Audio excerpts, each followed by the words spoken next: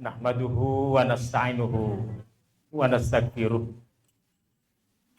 wa na'udzu billahi min syururi anfusina wa min sayyiati a'malina may yahdihillahu wa huwal muhtadi wa may yudlil falan tajida lahu waliyyan mursyida. Nusalli wa nusallim ala rasulil karim wa ala alihi wa sahbihi wa man tabi'ahum bi ihsanin ila yaumiddin. Asyhadu an la ilaha illallah wahdahu la syarikalah wa asyhadu anna Muhammadan abduhu wa rasuluh la nabiyya wa la rasula ba'da amma ba'd. Marhaban bikum jami'an, marhaban biwasiyati Rasulillah sallallahu alaihi wasallam. Allahumma faqihna fiddin, Allahumma faqihna fiddin. Yang sama-sama kita hormati pimpinan Persatuan Islam yang ada di wilayah Bandung Barat umumnya, dan khususnya yang ada di cabang ini, bersama otonom tentu saja. Kita patut gembira siang ini Allah masih memberikan kesempatan kita untuk bisa duduk bersama, bertafakuh fiddin bersama, silaturahim, dan saling berbagi ilmu di antara.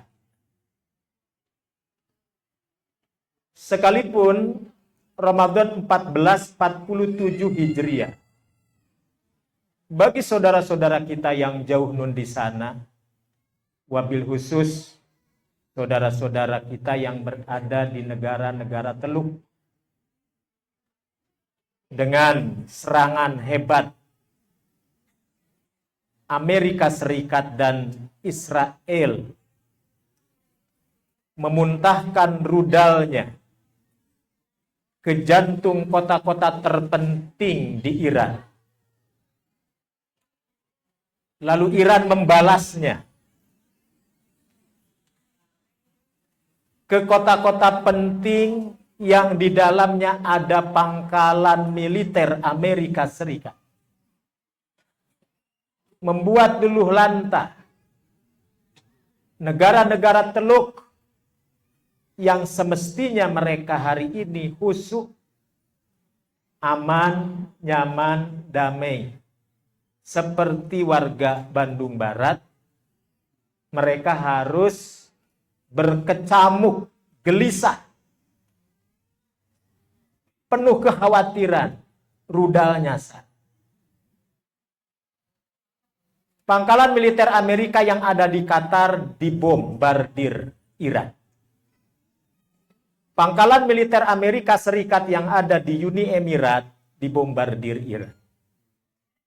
Pangkalan militer Amerika Serikat yang ada di Kuwait, Bahrain, bahkan kerajaan Saudi Arabia, jantung kota Riyadh pun tidak absen dibombardir.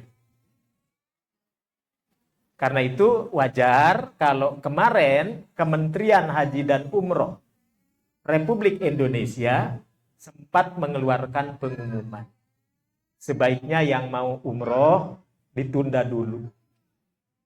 Dan yang sudah berada di Tanah Suci melihat kondisi di mana Bandara Jeddah, Bandara Uni Emirat Abu Dhabi, dan tempat-tempat lainnya ribuan penumpang terlantar. Walaupun mungkin hari ini sudah mulai nyaman, tapi tidak menutup kemungkinan agresi berikutnya terjadi. Saya tidak ingin berpanjang kalam terkait dengan situasi global yang tengah hari ini dialami oleh sebagian negara Muslim. Kenapa kita mesti menyinggung hal itu? Ya, karena Indonesia terlibat di dalam penandatanganan Bond Office yang hari ini sedang diusulkan oleh para tokoh kita, termasuk para ahli strategi, ahli militer. Ini adalah momentum tepat Indonesia keluar dari BOP. Hal yang tidak mungkin mbahnya begal, mbahnya perampok, memimpin perdamaian. Nggak mungkin. Nggak mungkin Donald Trump cinta damai. Nah ini. Iwanifidain a'azukumullah, ini perlu kita perhatikan sama. Nah, kita yang ada di negeri ini tentu terlibat karena turut menandatangani. Kenapa tidak? Bukankah pangkalan militer Amerika Serikat ada di Singapura? Jadi tinggal beberapa langkah saja ke negeri ini. Kalaupun kita ikut bermasalah di dalam. Tapi mudah-mudahan karena kita sudah di parancahan ku doa. Jadi di parancahan ku doa urang mah ya. Apa parancahannya? Parancahan sulit di bahasa Indonesia kan? Jadi doa yang selalu Rasulullah alunkan setiap kali menatap rembulan pertama. Minta keselamatan untuk diri sendiri dan minta keselamatan untuk bulan Ramadan itu sendiri.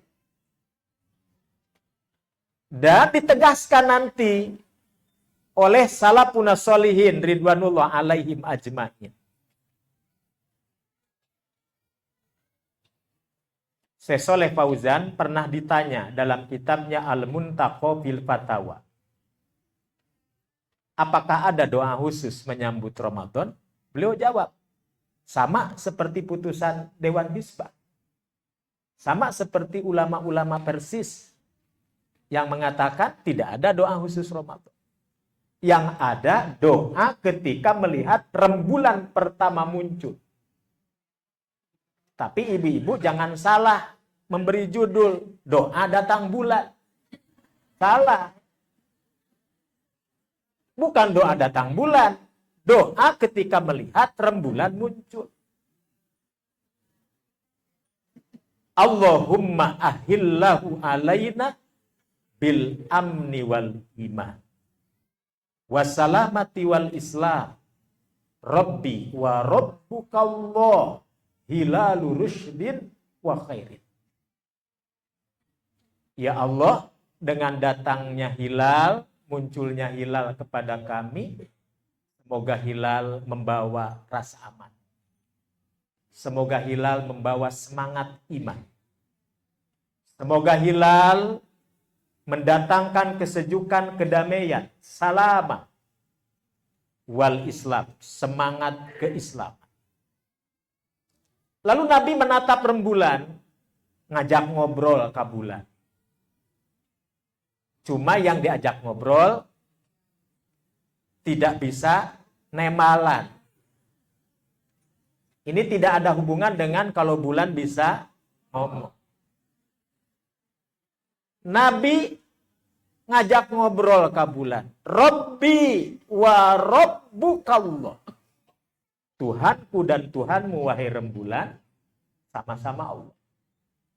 Hilalu rusydin wa khairin, semoga hilal yang muncul, hilal yang membawakan kebaikan, dan hilal yang membawakan petunjuk bagi kita.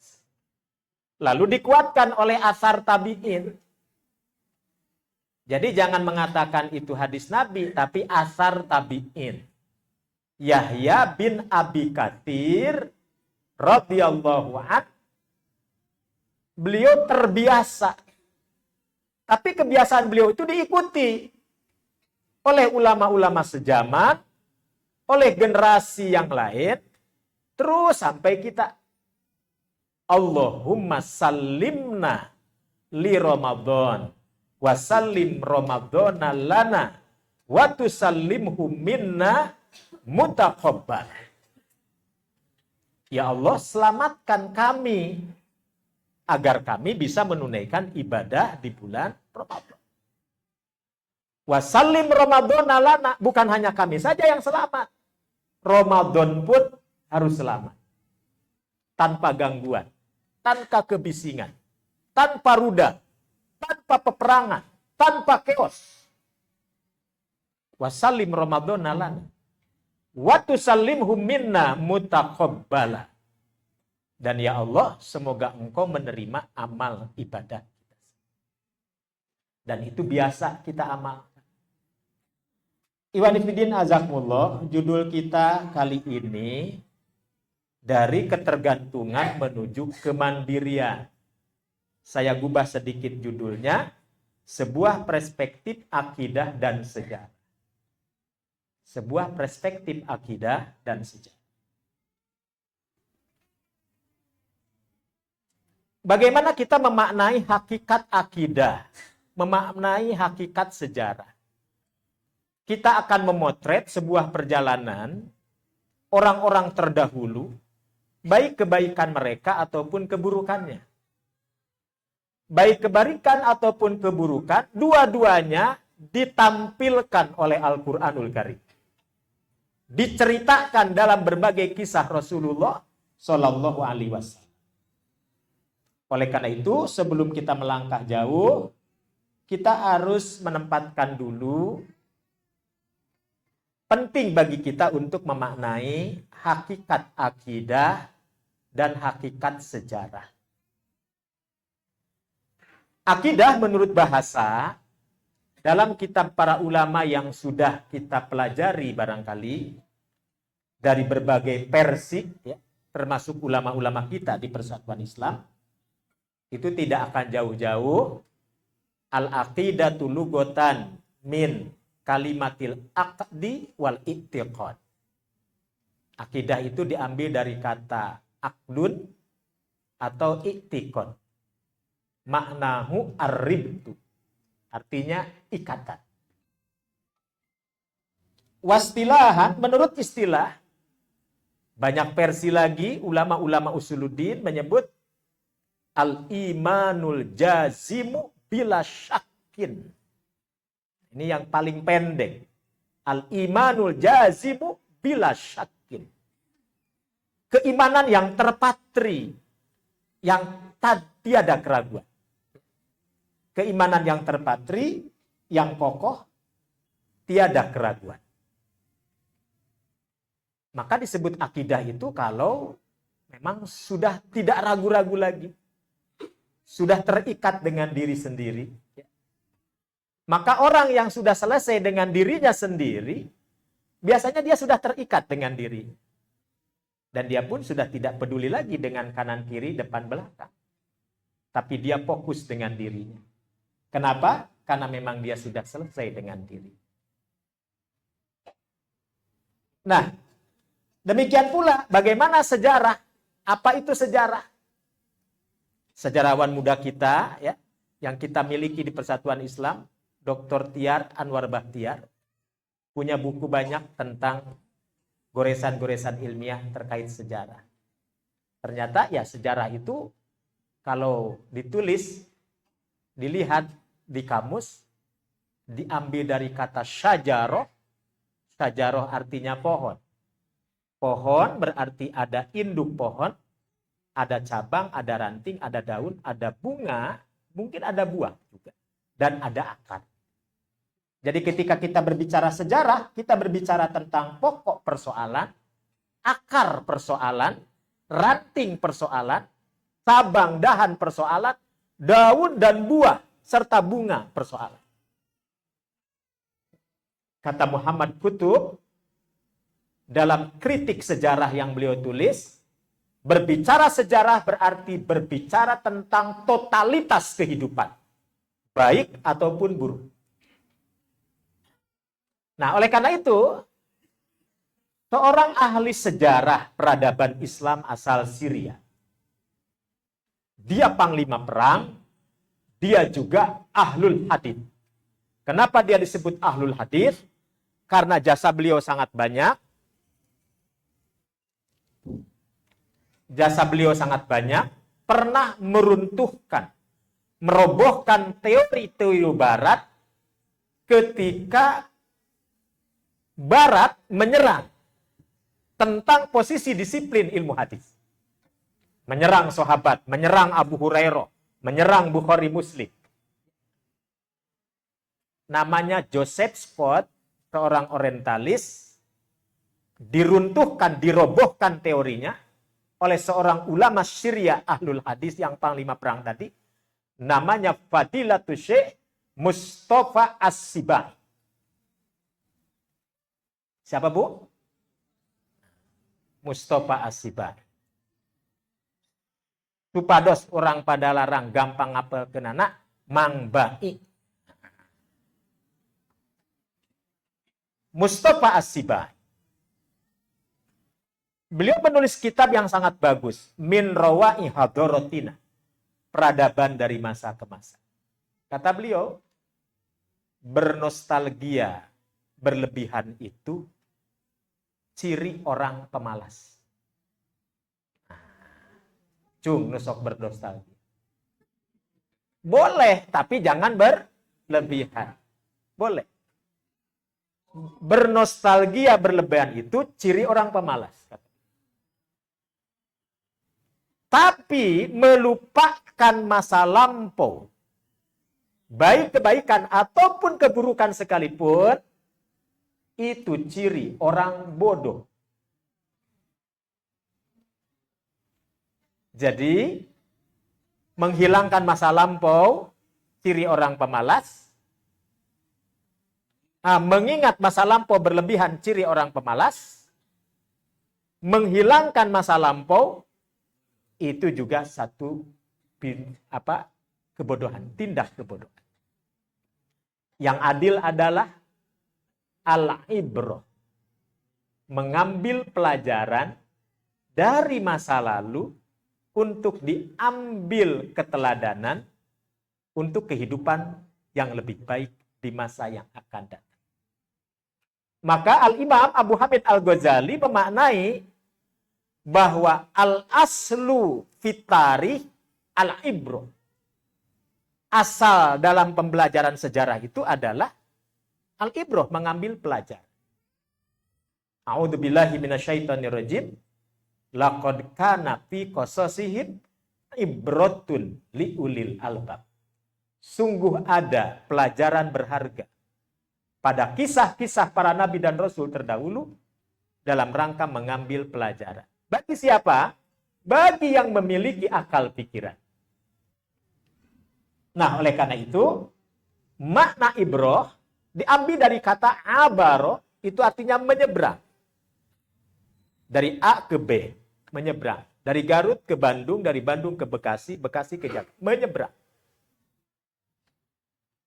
Maka, nenek moyang Nabiullah Ibrahim disebut bangsa Abir.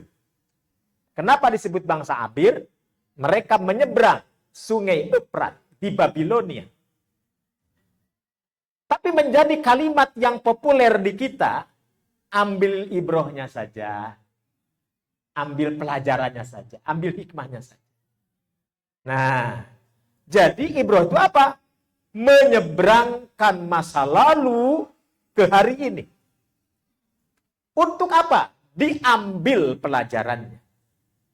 Maka di sini berlaku falsafah spion. Spion dibuat bukan untuk dilihat terus oleh si pengendara. Kalau dilihat terus spionnya, nanti nubruk. Tapi spion itu hanya untuk menengok ke belakang. Jangan-jangan ayat truk nunuturkeun.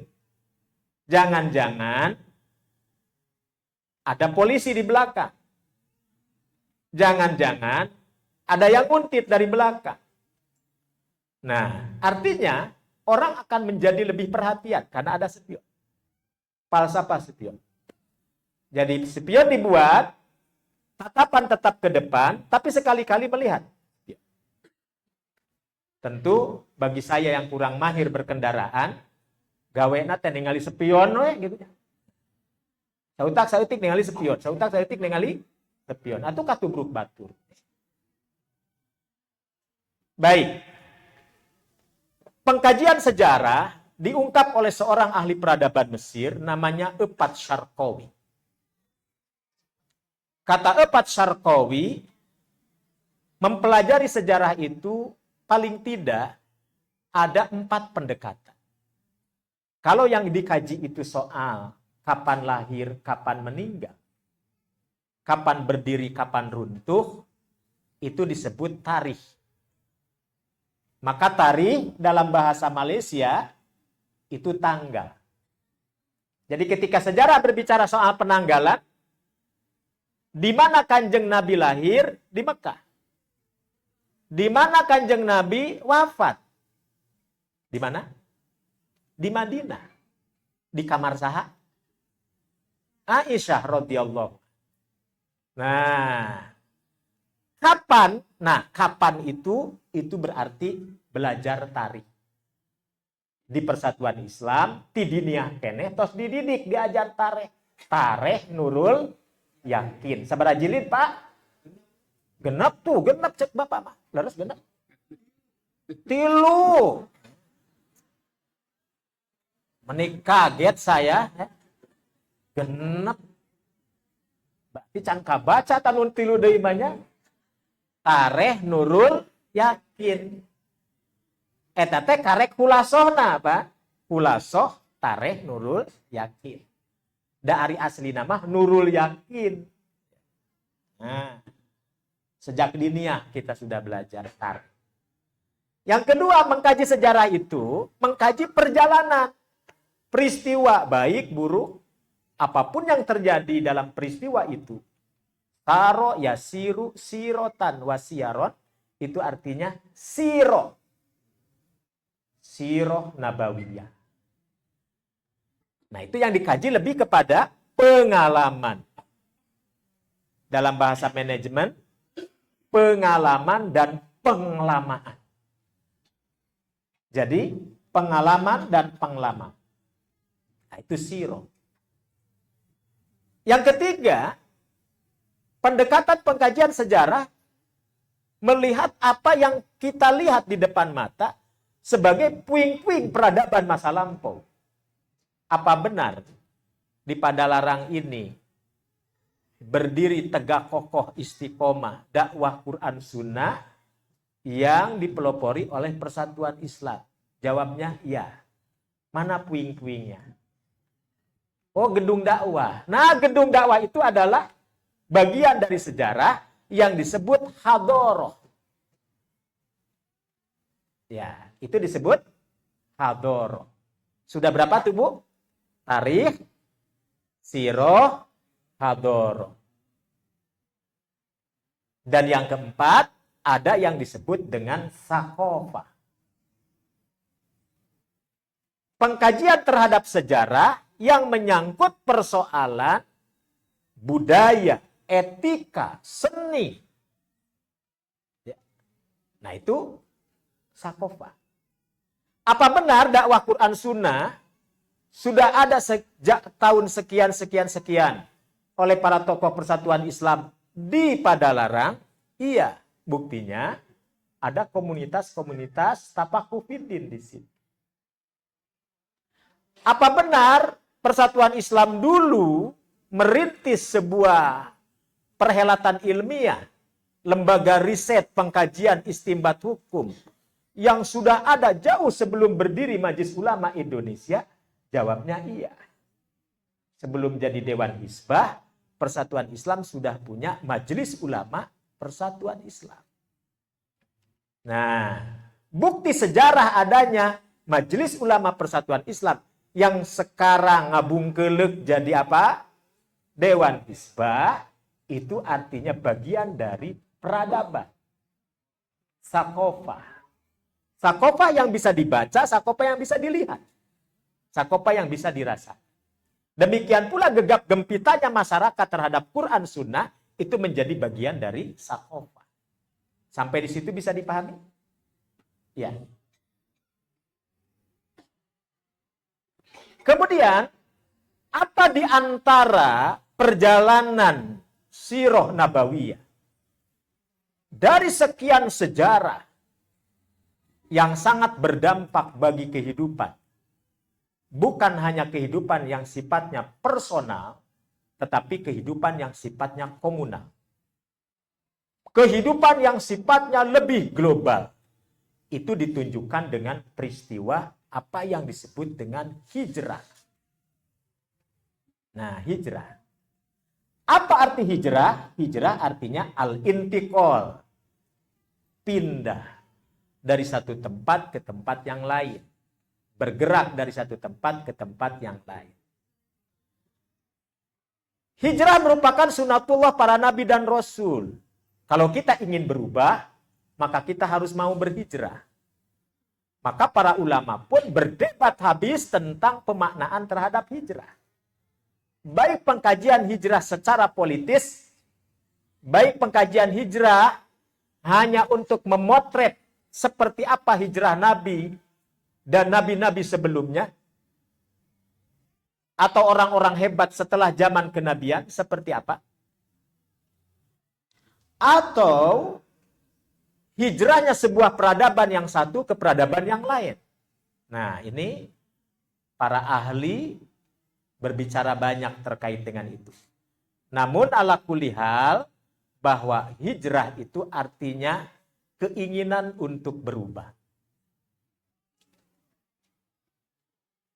Allah Rabbul Alamin dalam suratun Nisa, surat 4 ayat 97, Allah berfirman, A'udzubillahi minasyaitonirrajim. Alam takun ardullahi wasi'ah fatuhajiru fiha. Bukankah bumi Allah itu luas? Silahkan Anda semua berhijrah. Kata Allah. Tuh, saya yakin yang hadir di sini pun bukan pituin asli pada larang semua. Cung yang asli pada larang. Tuh, bisa dihitung jari. Ya. Berarti selebihnya muhajirin. Ada yang Prancis, Peranakan Ciamis, ada Singapura, ya, Singaparna, ya, ada Asgar, asli Garut, ada Portugal, ya, mana Portugal? Baik. Alam takun ardullah wasi'ah, bukankah bumi Allah itu sangat? Itulah yang dijalani oleh orang-orang hebat, al-qudama, al-fudola. Imam Syafi'i lahir di mana? Di Palestina. Di mana Palestinanya? Di Gaza. Tapi Imam Syafi'i meninggal di mana? Di Padalarang. Eta mah Pak Syafi'i atuh. Imam Syafi'i ya mah. Di mana? Di Mesir. Dari Gaza sempat hijrah ke mana? Ke Baghdad. Maka dikenal dengan kaul jadid, kaul kodim itu karena pindah-pindah tadi. Dari Baghdad pindah lagi ke Mesir. Nah, meninggal di Mesir. Imam Suyuti orang mana? Asli Banjaran? Orang Asyut, makanya disebut Suyuti. Suyuti itu lahir di Asyut. Cuma anehnya pindah ke Jawa jadi Suyito. Pindah ke Bandung jadi Sayuti. Ya. Aslinya mah Suyuti katanya. Mohon maaf kalau ada kesamaan nama, tidak bermaksud. Jadi, Iwanifidin a'azakumullah, hijrah menjadi kunci perubahan. Dan untuk membuktikan betapa bumi Allah itu sangatlah luas.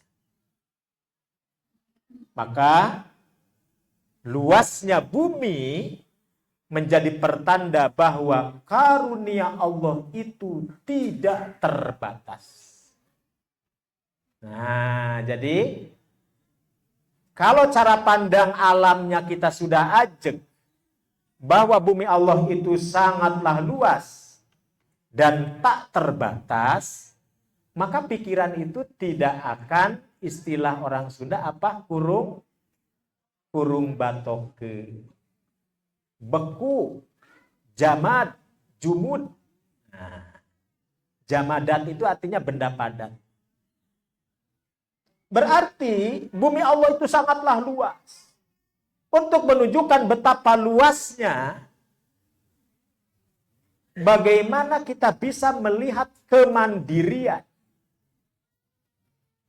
para nabi dan rasul terdahulu, para sahabat ridwanullah alaihim ajmain, para tabi'in, para tabi'ut tabi'in, ridwanullah alaihim, hampir rata-rata itu tidak berdiam diri di satu tempat. Ternyata mereka sudah mampu mendefinisikan mana yang memang sifatnya tidak boleh berubah dan wajib bergantung, dan mana yang boleh berubah dan tidak mesti bergantung.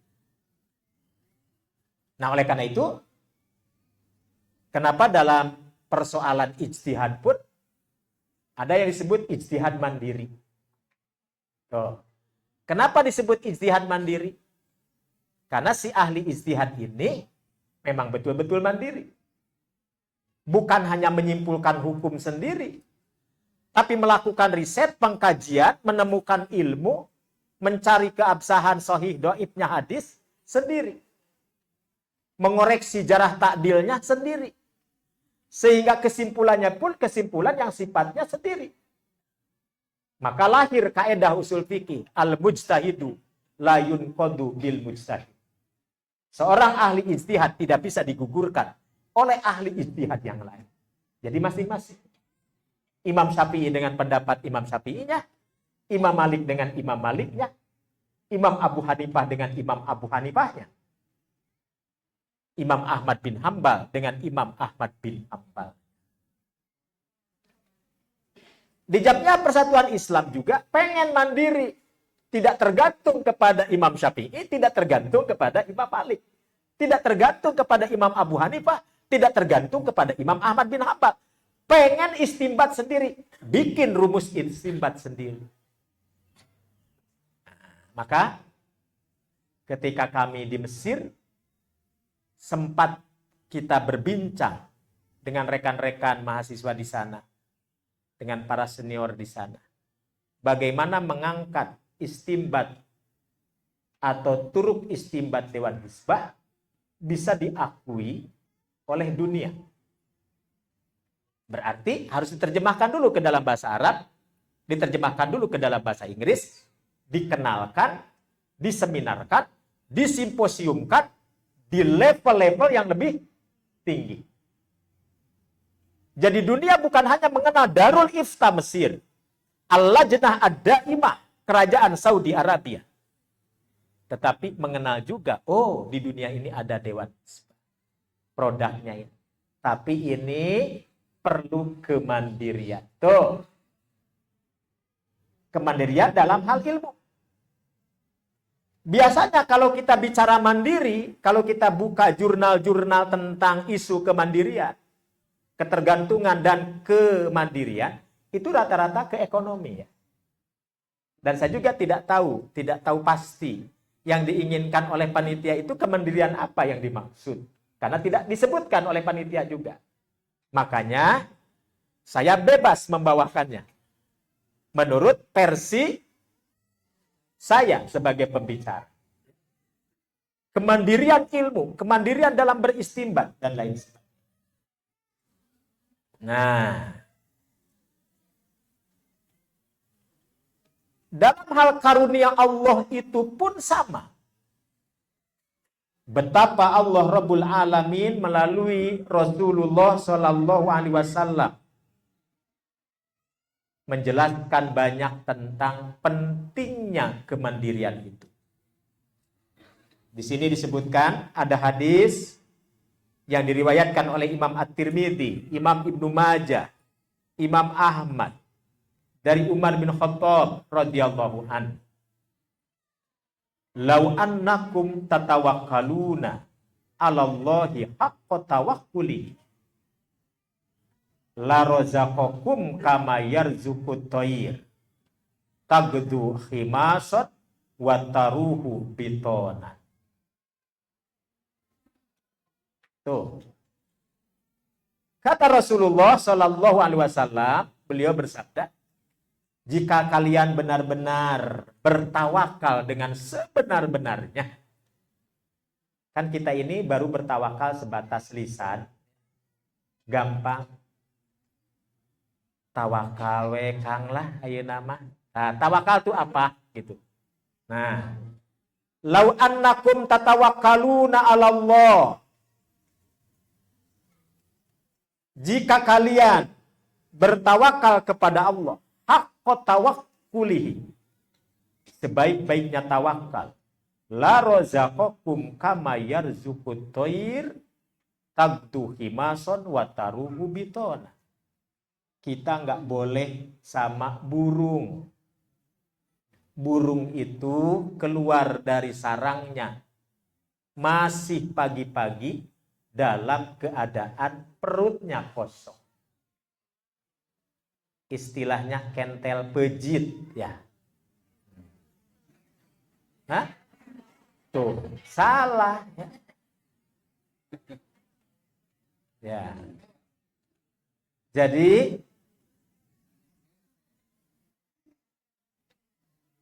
taruhu bitonan yagdu himasot wa taruhu bitonan. Ketika keluar dari sarang, keluar dari kandang, perut dalam keadaan kosong, dia pulang terbang kembali ke sarang, perut dalam keadaan buncit. Artinya apa? Allah yang memberikan. Bahasa Al-Quran, wa ma min dabbatin illa 'alallahi rizqu. Nah, ini konsep ekonomi. Oleh karena itu, kita akan melihat potret diawali dengan hijrah para sahabat ridwanullah alaihim ajmain dengan segala pernak-perniknya. Sampai-sampai seorang sejarawan barat namanya Philip Kahaiti. Beliau menulis buku khusus tentang hijrah, Philip Kahaiti. Kata Philip, tidak ada revolusi terbesar sepanjang sejarah yang mampu mengubah peradaban, melainkan hijrahnya Nabi dari Makkah ke Madinah. Lalu para ulama membagi posisi Rasulullah Shallallahu alaihi wasallam ma qoblal hijrah, Nabi sebelum hijrah, dan yang kedua ma ba'dal hijrah, Nabi setelah hijrah. Setelah hijrah dibagi lagi menurut pembagian sistematika Al-Quran. Al-Quran menjelaskan kepada kita, kita akan menemukan ada yang disebut dengan fathan qoriba. Ada yang disebut dengan fathan mubina. Dan yang ketiga, ada yang disebut dengan fauzan azima. Jadi ada 3 tahapan. Rasulullah membina jamaah, Rasulullah membina sahabat, sampai menjadi ashabun dan hawariyun, dan itu dipetik dalam kanun asasi, kanun dahili kita, ada istilah ashabun dan hawariyun. Apa tujuan persatuan Islam? Mencetak kader hawariyun dan ashab. Apa itu ashabun? Bukan sekedar teman, bukan sekedar sahabat biasa. Tapi sahabat, apa pahit sama manis yang bisa membersamai kita sampai kita kembali berjumpa di surganya Allah Subhanahu wa Ta'ala. Nah, maka Al-Quran sistematikanya ada yang disebut dengan Fathan Qoriba. 13 tahun Nabi berdakwah di Mekah. Terjadi intimidasi. Allah kirimkan kabar gembira. Allah isrokan, Allah mi'rajkan. Dan masih banyak lagi yang lain. Rasulullah dan para sahabat hijrah ke mana? Ke Madinah. Bekal apa yang sudah disiapkan oleh para sahabat ketika hijrah ke Madinah? Abdurrahman bin Auf memang seorang saudagar. Saudagar ternama di Makkah, pedagang ulu. Tapi ketika beliau hijrah ke Madinah, beliau pun sama tidak membawa apa-apa. Tapi ada sedikit modal kemampuan yang diberikan kepada beliau, bagaimana beliau bisa mengubah Madinah menjadi civil society. Menjadi negara yang berdaulat. Bagaimana Rasulullah memetakan para sahabat sesuai dengan kafaahnya masing-masing. Sesuai dengan potensinya masing-masing. Al-Qiyam al-Islamiyah itu ditempatkan oleh Nabi sesuai dengan porsinya masing-masing. Tidak ada yang terlewat. Nabi tidak membeda-bedakan antara elit dengan rakyat jelata.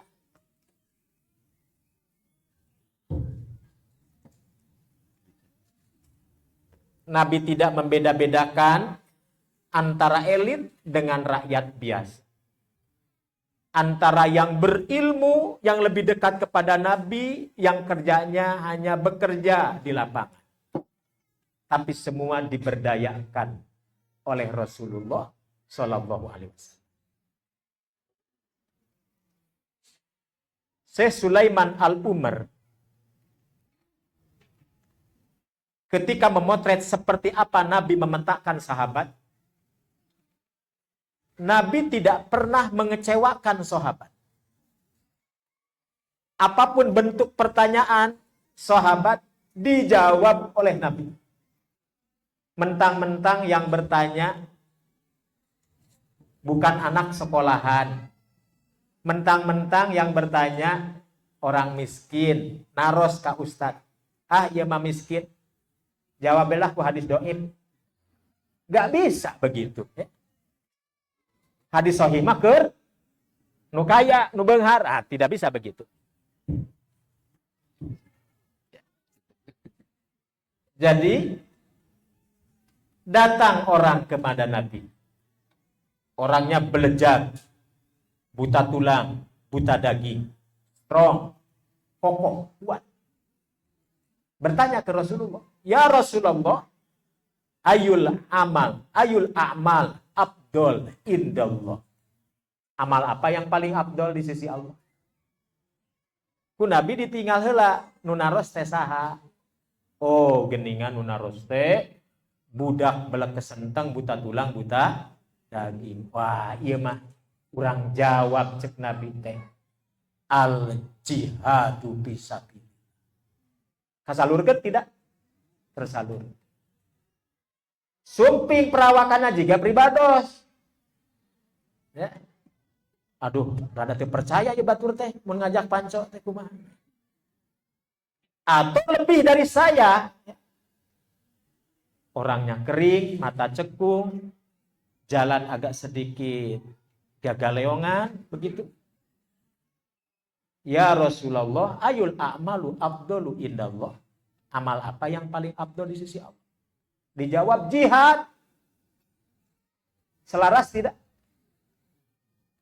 Nabi menjawab pertanyaan sahabat model begitu cukup mengatakan birrul walidain.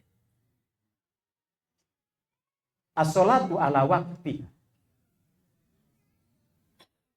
Datang orang kaya bawa unta merah temun cek zaman kiwari mah naon Lamborghini, Mercedes, naon. Nah, pokoknya mah mewah kendaraannya. Hade tangtung, ya. Keren orangnya. Kaciri kulimisna. Ya. Bertanya kepada Rasulullah, "Ya Rasulullah, ayul amal abdul indah?" Kata Nabi, al-infaq bisa. Langsung keluar. Tapi kalau yang bertanya compang-camping, kelihatannya tidak meyakinkan, dijawab al-infaq fisabilillah, boro-boro bisa infak, dia mah cocoknya jadi mustahik katakan. Nah, Syekh Sulaiman Al-Umar mengatakan, antara pertanyaan para sahabat dengan jawaban Nabi, itu menunjukkan bahwa Nabi paham realita. Semua diposisikan oleh Nabi supaya mandiri dengan dirinya. Ya, agar dia mandiri dengan diri. Upami kasauran pangersana Al-Ustadz Aceng Jakaria, Allah yarham, cek saha nu gede amak teu bisa jihad di jamiah. Lumayan teh nu gede amak teh. Tukang naon? Tukang nagihan. Cek saha anu kopet anu medit cek Ustad Aceng ieu mah nya, tong protes ka simkuring. Teu bisa jihad di najak. Bisa jihad di najak. Kenyekelan khas. Cek saha nu getuk nu bonge teu bisa jihad dan jina Islam. Bisa cek Pak Natsir. Kata Pak Natsir, Allah yarham, orang yang tidak mendengar sekalipun, dia bisa berjihad di jalan. Serahkan bagi dia untuk melempar-lemparkan mesiu. Ya, rudal mun ayeuna. Insya Allah moal katorekan. Nah, habat moal katorekan. Dan memang tos tilauhil mahfud nah gitu ya. Demikian pula yang tidak bisa bicara. Nah, yang tidak bicara sekalipun dia bisa berjihad. Pegang rahasia dengan baik.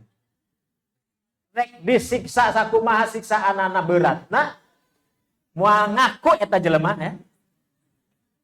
Nah, bete ngaku. Dan memang tos tilauhil mahfud nah kitu nya. Moal ngaku.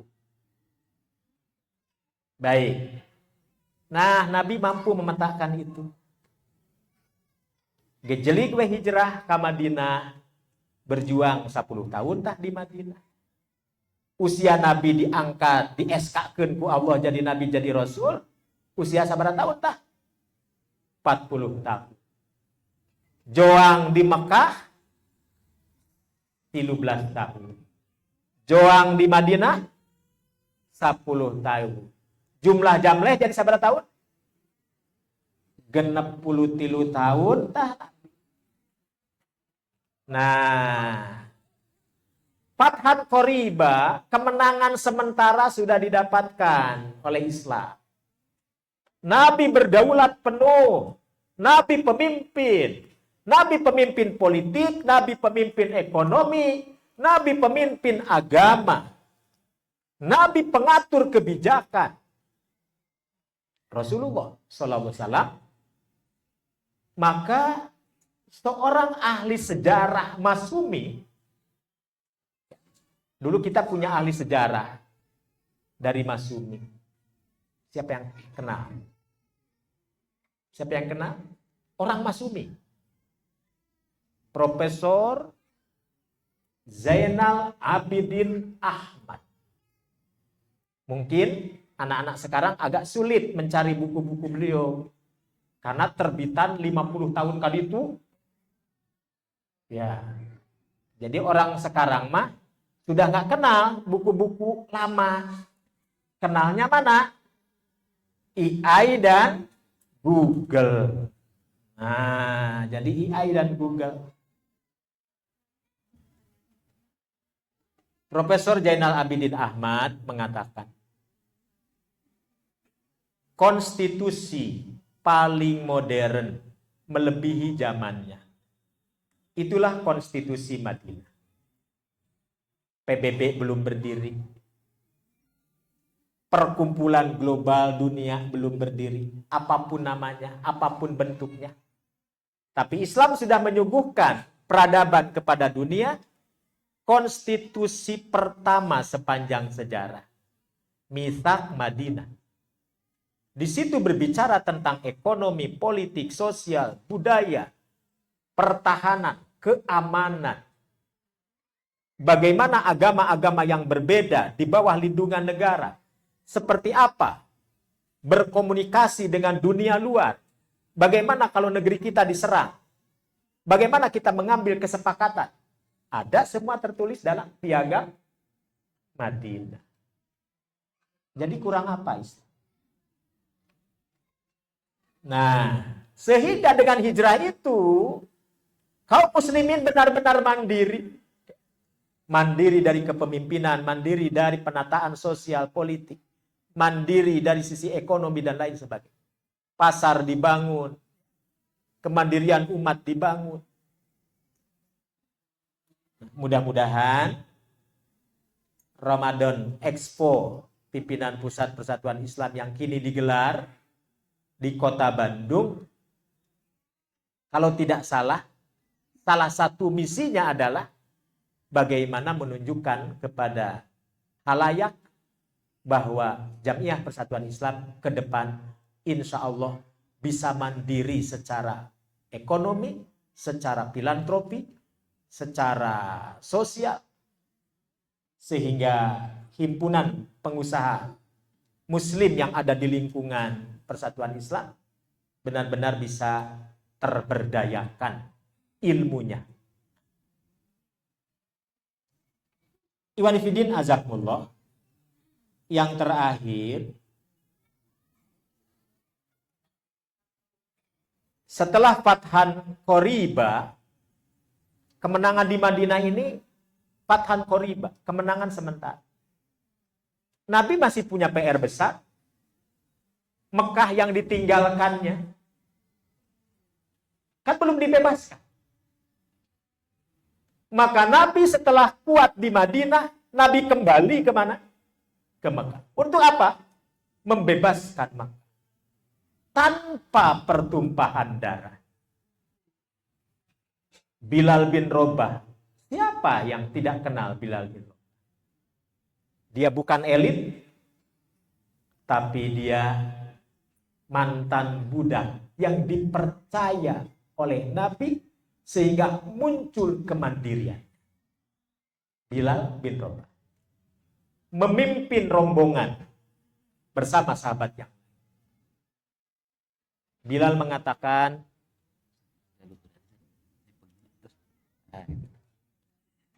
ada manhajnya nyekalan mik ogenya. Ulah hanap teuing, ulah luhur teuing. Jadi Bilal mengatakan kepada penduduk Mekah, wahai penduduk Mekah, siapa yang berlindung dalam Ka'bah aman. Siapa yang masuk rumah, siapa? Abu Sufyan. Kenapa Abu Sufyan disebut-sebut? Karena dia adalah dedengkot Mekah. Siapa yang berlindung di Ka'bah aman, siapa yang berlindung di rumah Abu Sufyan aman. Maka Al-Quran turunkan ayat. 1, inna fatahna laka fathan mubina. 2, idza jaa nasrullah wal Wa ra'aitan nasa yadkhuluna fi dinillahi afwaj. Berbondong-bondong, ngalih ngangkei ngabandalit, ngemat-ngemat nyata pinang. Masuk Islam tanpa pertumpahan. Yang tadinya sangat membenci Nabi menjadi sangat mencintai Nabi. Yang tadinya menjadi ancaman berubah menjadi kasih sayang. Islam benar-benar menemukan kemandirian pasca hijrah. Nah, Nabi akhirnya dipanggil oleh Allah. Dipanggil ke haribaan. Apalagi langkah berikutnya? Sudah tidak ada lagi.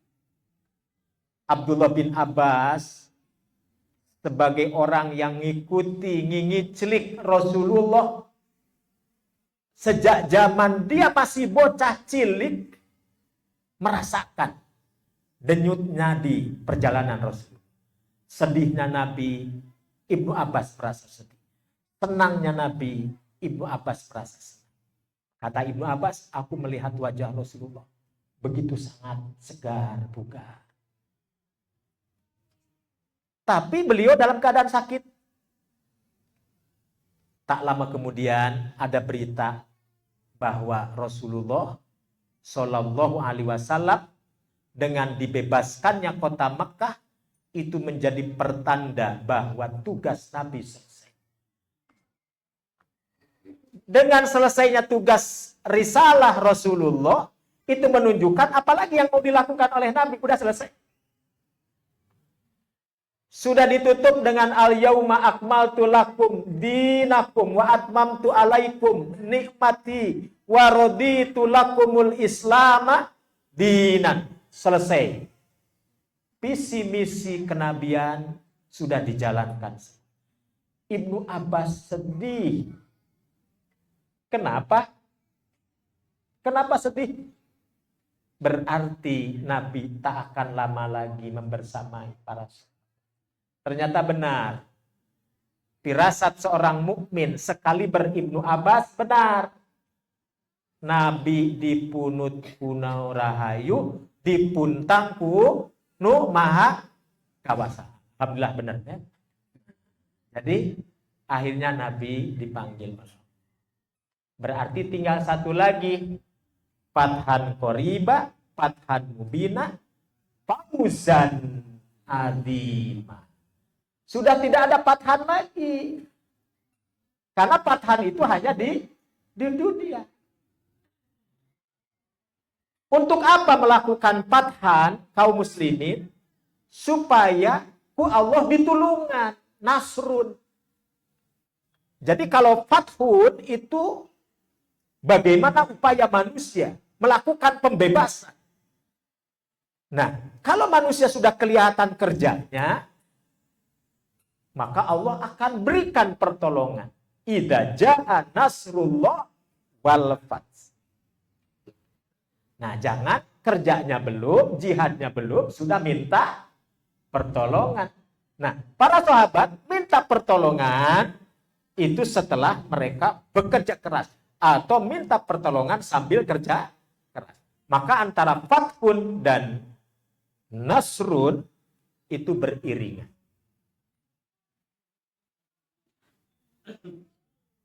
Berarti tinggal memetik hasil.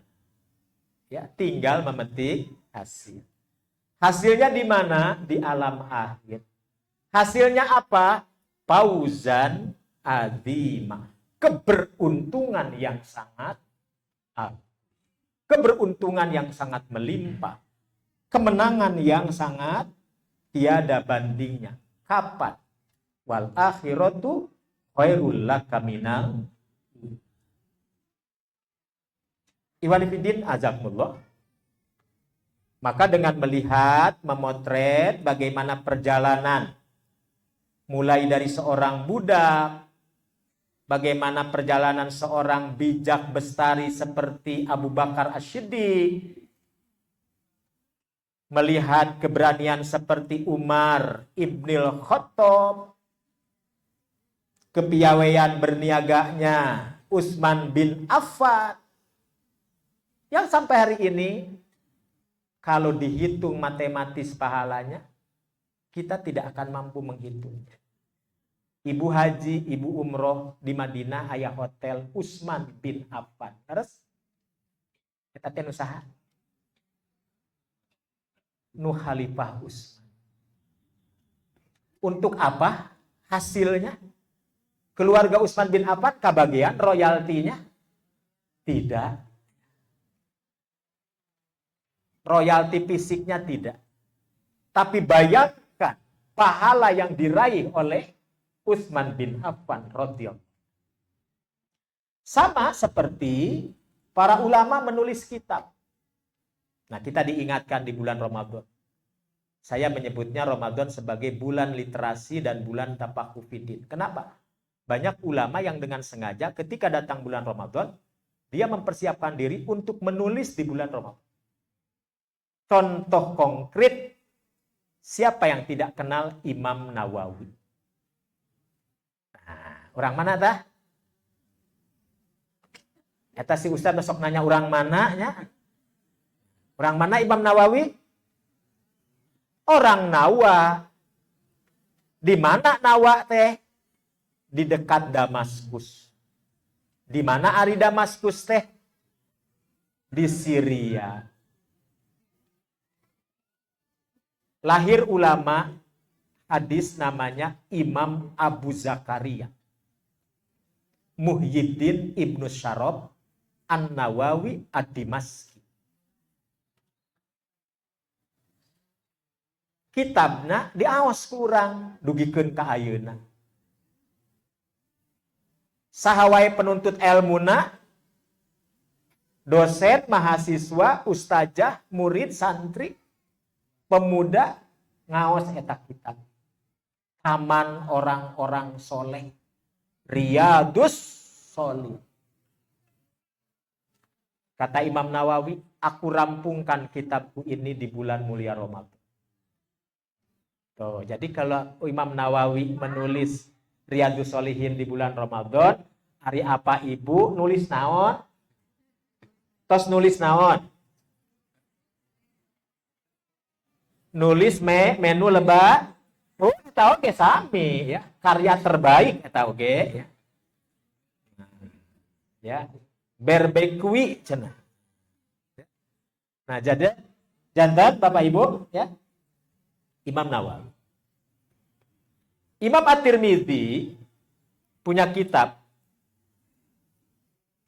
kumpulan riwayat-riwayat tentang kepribadian Nabi. Dadugikeun ka jentre kumaha guyona Nabi. Bisi hoyong terang guyona Nabi, tah baca kitab Imam Tirmidzi. Kumaha senyum manisnya Rasulullah. Kumaha cara jalannya Rasulullah. Kumaha barang tuangna Rasulullah. Dan lain sebagainya. Dugikeun ka murid Syekh Albani namanya Syekh Salim bin Id Al-Hilali ditanya sama jamaahna. Kalau saya mimpi ketemu Nabi, kumaha ngabuktikeun yen mimpi saya teh bener ketemu Nabi?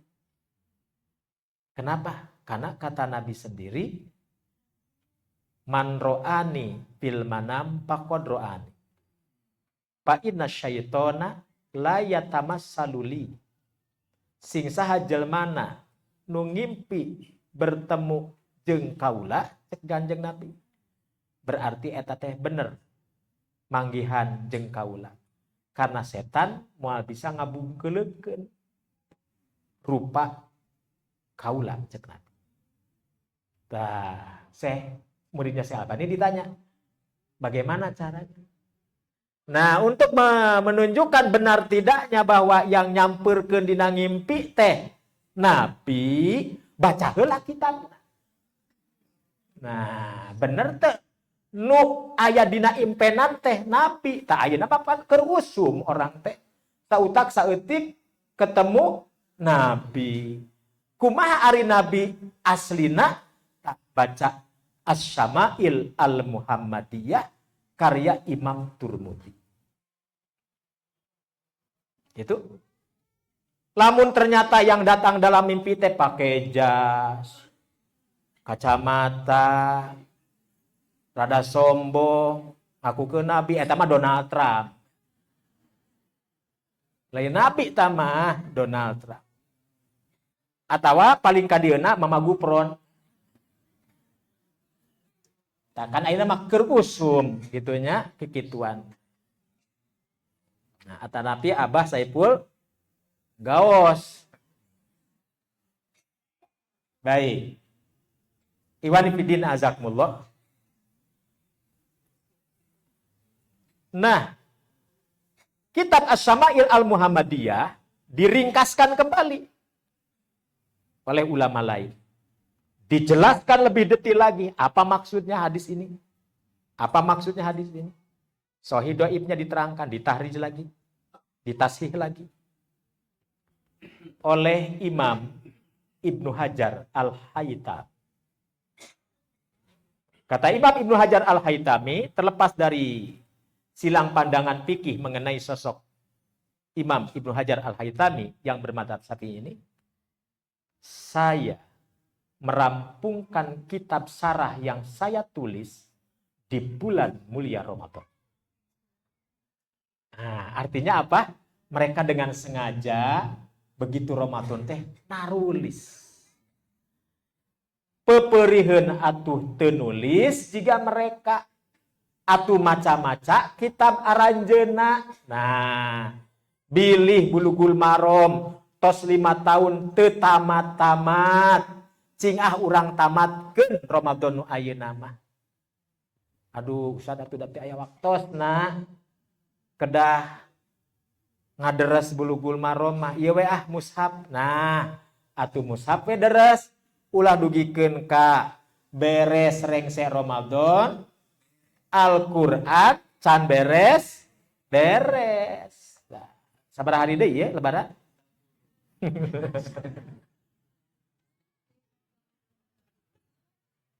Baik, jadi dari perspektif akidah kita sudah bisa melihat bagaimana para sahabat ridwanullah alaihim ajmain, orang-orang mulia terdahulu, as-sabiqunal awwalun, bisa membebaskan dirinya sendiri dari ketergantungan duniawi yang bisa menyimpangkan mereka dari fokusnya mereka dalam urusan ukhrawi.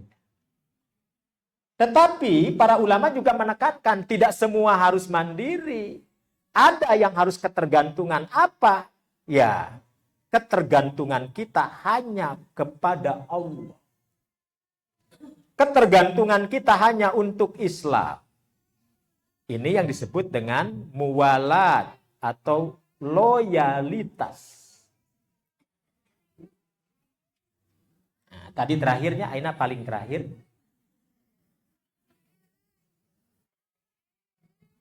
Seperti apa gambaran kemandirian para sahabat, baik yang menjadi seorang pedagang, seorang intelektual, seorang prajurit, seorang panglima.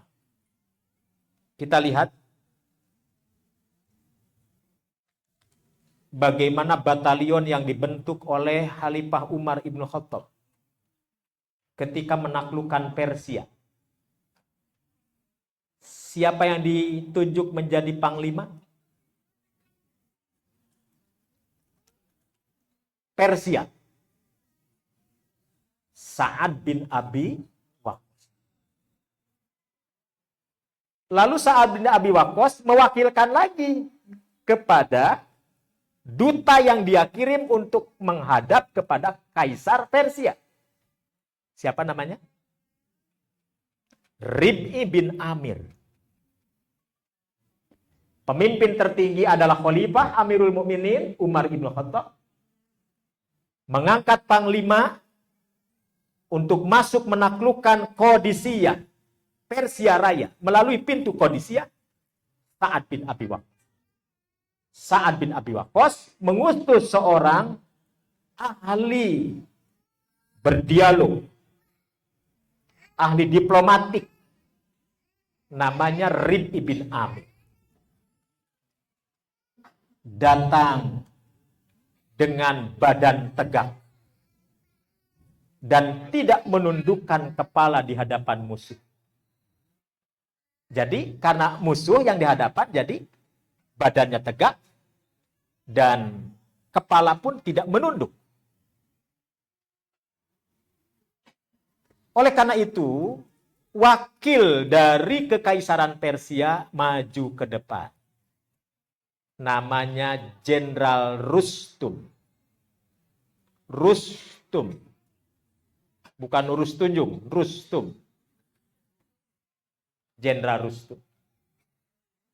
Jenderal Rustum maju ke pintu gerbang. Lalu Rib ibn Amir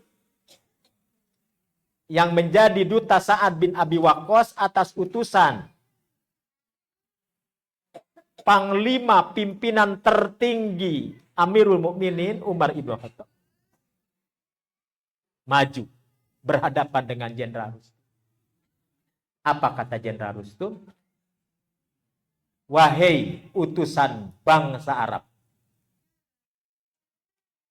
untuk apa Anda datang kemari? Atas misi apa Anda datang kemari? Anda tidak melihat bagaimana kehebatan tentara Persia.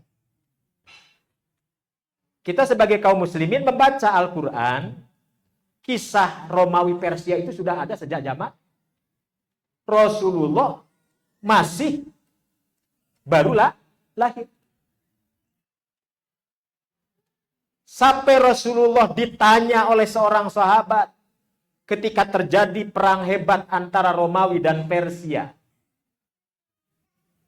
Dan Al-Quran menceritakan Romawi kalah. Karena kekalahan Romawi disambut oleh gegap gempitanya orang-orang jahiliyah. Dan orang jahiliyah menunjukkan sikap pro-nya terhadap Persia. Kenapa? Karena ideologi. Jadi kalau sekarang disebut perang minyak juga iya, perang uranium, nuklir juga iya, tapi agama juga mempengaruhi. Buktinya sore kemarin Gedung Putih memanggil seluruh pendeta dan semua agama rame-rame menempelkan telapak tangannya di punggung Donald Trump, meruqyah berjamaah. Mencek urang mangaruqyah gitu ya. Ngadoakeun Donald Trump tuh, cek ibu teh suntrungkeun itu. Kadangu ka dieu. Padahal mah suntrungkeun cek ibu tadi. Pendeta Nasrani, rahib Yahudi, semua datang ke Gedung Putih, semua menempelkan dengan husuknya. Donald Trump diam sambil berpikir ternyata tidak mudah juga mengalahkan Iran yang menurut prediksinya 2 pekan minimalnya harus sudah hancur lebur. Ternyata yang terjadi sebaliknya. Sementara pengganti Ali Khamenei berpidato menyambut tantangan Donald Trump, tidak ada satupun negara yang bisa menghentikan perang ini kecuali kami yang menghentikan. Belum Vladimir Putin mah can diajakan. Belum Xi Jinping mah belum, masih nunggu mereka. Iran aja yang di kedepan. Dan Vladimir Putin sudah mengatakan jauh-jauh hari, kalau orang-orang Eropa, kalau memang Amerika mau menggunakan nuklirnya, nuklir andalan, tuh Vladimir Putin ngadak-ngadak jadi bertauhid. Urusan kiamat, urusan Tuhan, cek Vladimir Putin. Tuh. Bertauhid sekali kan? Tapi kaduana ya. Urusan kiamat, urusan Tuhan. Tapi lamun Amerika hayang hancur ti heula urusan kuring. Cek saya tak? Vladimir Putin. Kola Vladimir Putin. Ucapan ini pernah diucapkan juga kepada Modi, Perdana Menteri India. Karena Modi sempat mengancam Ka'bah. Suatu saat India harus merebut Ka'bah, kata Modi. Sementara Vladimir Putin keur ngabalad jeung saha presiden negeri muslim di bekas Soviet, tesnya Presiden Ramzan Kadyrov. Muslim taat. Keur ngabalad tajeng eta. Berarti benar ya. Ucapan urang dina mulahadot, dina mahfudot, diniyah, bahwa orang itu sangat tergantung jeung saha baladna. Kita kenal Rusia itu negeri komunis. Nah, ini tanda-tanda dapur sudah mulai. Bukan tanda-tanda akhir zaman. Tanda-tanda hilal. Nah, hilal maghrib sudah akan siap.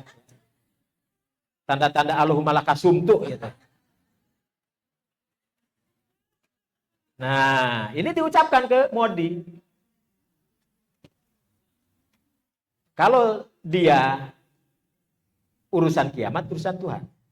Tapi kalau memang dia mau didahulukan kiamatnya, urusan Tuhan. Itu selalu jadi andalan. Nah, oleh karena itu, Iwan Ibidin Azakumullah, ya, kembali ke duta yang dikirim Umar, namanya siapa tadi? Sa'ad bin Abi Waqqas. Terus ngutus saha? Jang Ribki. Rib'i. Nah. Rib'i bin Amir. Misi apakah yang Anda bawa, wahai orang Arab, datang ke sini? Apakah Anda tidak takut dengan kemegahan Persia? Maka dia menengadahkan mukanya dan langsung mengangkat tombaknya yang tadinya ujung tombak di atas dibalikan ke lantai karpet merah Kekaisaran Persia sambil berjalan melangkah ke depan menghadapi Jenderal Rustum sambil menggoreskan ujung tombak ke karpet merahnya. Sobek. Set. Jawabannya satu. Tahrirun nas. Kami ingin membebaskan manusia. Sampaikan kepada kaisarmu, kami datang dalam rangka tahrirun nas min ibadatil makhluk ila ibadatil khaliq. Tahrirun nas min ibadatil ma'bud ila Rabbi hadama. Kami datang kemari untuk membebaskan manusia dari penyembahan sesama manusia menuju penyembahan hanya untuk Allah. Tidinya mah derweh perang. Maka Romawi ditaklukkan Umar, Persia ditaklukkan Umar. Maka ini yang disebut dengan Ahdul Futuhat. Zaman pembebasan, zaman pembukaan. Negeri-negeri seantero jagat semua ditaklukkan pada masa kekhalifahan Umar ibn Khattab. Itu semua karena kemandirian. Mereka sudah selesai dengan dirinya. Mereka tidak ada yang menggelayut dalam pikirannya kecuali memperjuangkan ajaran agama mereka. Maka sangat wajar mereka tampil seperti itu, digambarkan oleh para ahli sejarah, pursanan fin nahar, ruhbanan fil lail. Mereka kalau di siang hari seperti kuda perang. Tapi kalau sudah terjadi malam hari, berganti malam hari, mereka seperti rahib-rahib yang sangat menunduk, menghamba di hadapan Roh. Itulah orang-orang hebat yang mandiri dalam segala hal. Mudah-mudahan sebagaimana disampaikan oleh Ibnu Athaillah, seorang penyair ketika ditanya apa kunci kesuksesan, apa kunci keberhasilan, maka Ibnu Athaillah mengalunkan 2 bait syairnya. Tarjun najata walam tasluk masalikaha. Innas safinata tajri. Innas safinata la tajri. Ulangi. Tarjun najata walam tasluk masalikaha. Fa innas safinata la tajri alal yabasi. Ayo, masih ingat? Tarjun najata walam tasluk masalikaha. Engkau mengharapkan kesuksesan. Walam tasluk masalikaha, tapi engkau sendiri tidak berupaya mencari jalan keluar. Fa innas safinata la tajri alal yabasi. Karena hal yang tidak mungkin mimpi di siang bolong. Perahu bisa berlayar di atas tanah kering kerontang. Tulis, lumayan buat status. Ya. Saya pikir itu yang bisa disampaikan, kurang lebihnya mohon maaf. Mudah-mudahan ada manfaatnya. Alhamdulillah saya bisa ngabeberang ke Ramadan Expo di Kota Bandung. Dilanjutkan ngabuburit ke Padalarang, ditemani dengan bidadari yang di sana duduk bersama ibu-ibu. Alhamdulillah. Dan sekarang bisa berjumpa dengan semuanya. Semoga Allah Rabbul Alamin mencatat amal ibadah kita semua. Fa inna man adraka syahra Ramadan wa makkanahullahu alaihi minal intifa'i bihi faqad an'amallahu nikmatan azimatan wala ya'diluha syai'un. Siapa yang mendapatkan bulan mulia Ramadan, Allah tetapkan ia, Allah takdirkan ia berada di bulan itu, lalu dia ambil kemanfaatan sebanyak-banyaknya, sungguh Allah telah menurunkan kenikmatan yang teramat agung, wala ya'diluha syai'un, yang kenikmatan itu tidak ada bandingannya. Demikian, aku qouli hadza wa astaghfirullah li wa lakum. Wassalamualaikum warahmatullahi wabarakatuh. Alhamdulillah.